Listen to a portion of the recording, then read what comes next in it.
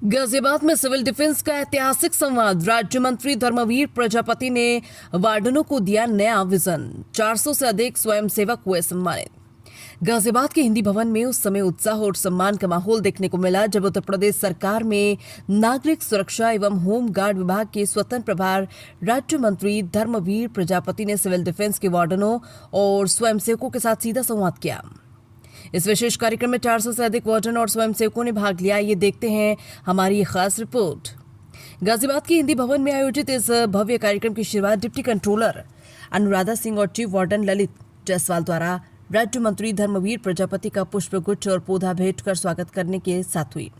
इसी अवसर पर सिटी मजिस्ट्रेट सतीश चंद्र त्रिपाठी और होमगार्ड कमांडेंट अमित कुमार वर्मा का भी सम्मान किया गया।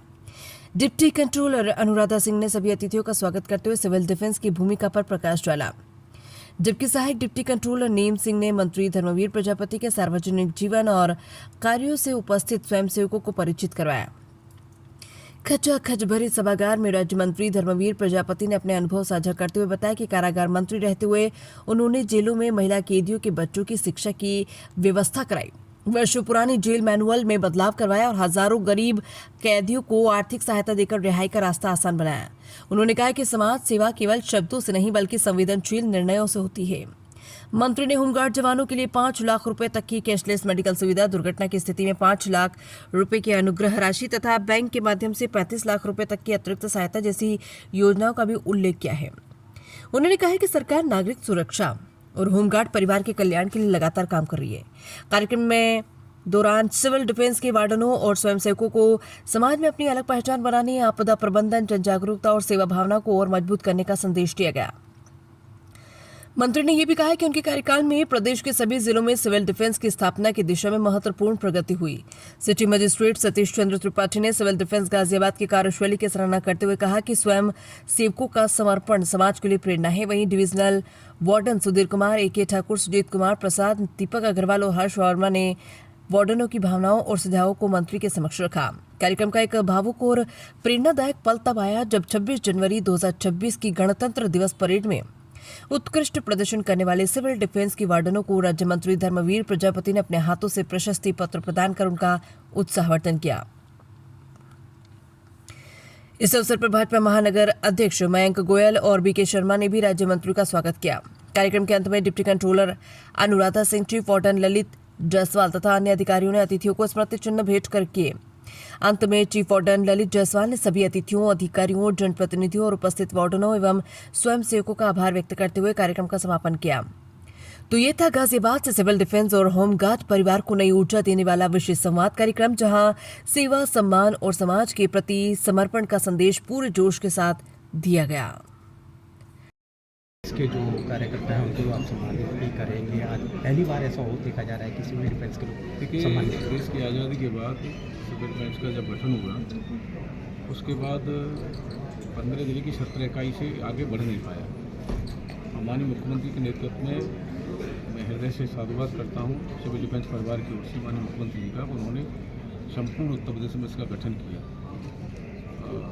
हमारा सिविल डिफेंस का स्वयं वार्डन स्वयंसेवक है और कहीं भी प्राकृतिक आपदा हो, चाहे सामाजिक तरह के कोई धार्मिक मेले हों या और भी कोई सामाजिक कार्यक्रम हो, वह स्वयं अपना पेट्रोल डीजल खर्च करके बेशकीमती समय, आज के समय में किसी के पास समय नहीं है, लेकिन फिर भी हमारे सिविल डिफेंस का वार्डन, हमारा स्वयंसेवक अपना बेशकीमती समय लेकर के वहाँ जाकर के सेवा का काम करता है।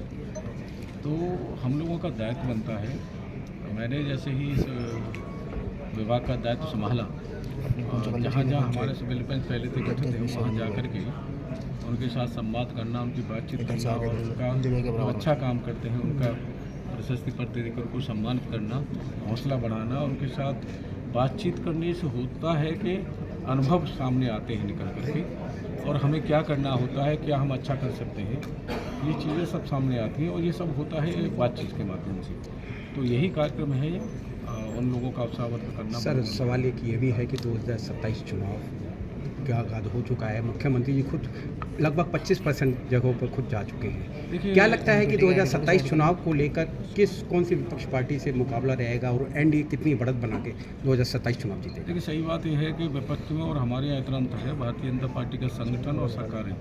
नित्य निरंतर हम चुनाव के इंतजार नहीं करते, हम लोग जनता के बीच में रहते हैं। सरकार की केंद्र प्रदेश सरकार की नीतियों को लेकर को संगठन के कार्यक्रमों के माध्यम से संगठन और सरकार दोनों ही जनता के बीच में रहते हैं। एक प्रदेश में कहीं अगर चुनाव में कहीं लगना होता है तो वहाँ हमारी पूरे चाहे मंत्री हों चाहे संगठन के पदाधिकारी हो, हम सब एक कार्यकर्ता के रूप में काम करते हैं और जिम्मेदारी बनती है। हम मंत्री बाद में है, पहले एक पार्टी कार्यकर्ता एक सिपाही है। हम लोगों का दायित्व बनता है पार्टी की जहाँ आवश्यकता है वहाँ जाएं और हम लोग काम करें, उनकी मदद करें। सर क्या लगता तो है कि 27 में यही हम बता रहे हैं कि 27 में हम लोग निरंतर जनता के बीच में रहते हैं। विपक्ष चुनाव का इंतजार करता है सर, परिणाम जब हमारे पक्ष में आते हैं तो फिर विपक्ष अनर्गल बातें करके आरोप लगाते हैं। सर राम मंदिर में जिस प्रकार से ये प्रकरण आया चंदा चोरी को लेकर चंपत राय जी और उन्होंने ने इस्तीफा दे दिया, क्या लगता है उनके खिलाफ FIR दर्ज होगी? केंद्र और प्रदेश दोनों ही हमारे दोनों ही सरकार के मुखिया हमारे शीर्ष नेतृत्व तो हमारा उन पर पूरी दृष्टि लगाए हैं। जो भी निर्णय लेंगे वो समाज हित में और सब हित में। 2027 चुनाव में जिस प्रकार से NDA ने पहले भी काम किया है, क्या लगता है कि जो साथ में गठन के लोग हैं, क्या सीटों के बंटवारे को लेकर कोई मतभेद? कोई मतभेद नहीं होगा। जो चीज़ें सामने आएंगी, हाँ अपेक्षाएं सबकी होती हैं और जब शीर्ष नेतृत्व के साथ बैठ करके सब बातचीत होकर के सब OP राजभर लगातार सीटों की डिमांड बढ़ा रहे हैं।